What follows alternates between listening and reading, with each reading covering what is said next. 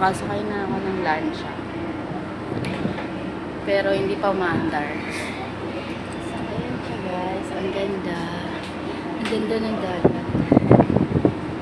So, mamaya may magpapakita ng dolphin dyan.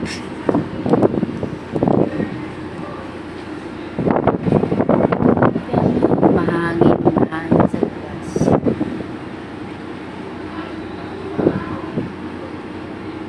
So, yun. May inaantay pang mga tao na konti lang yung pasahero.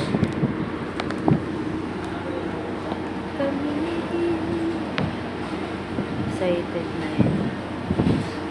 Excited na. Ang hirap magbiyahe mag-isa.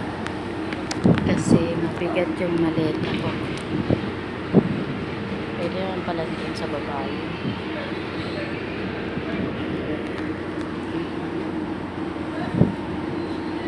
Ayan siya guys. Ayan na yung mga malalaki. Lancha ang tawag yan. Lancha. Parang ferry lang siya. Ferry.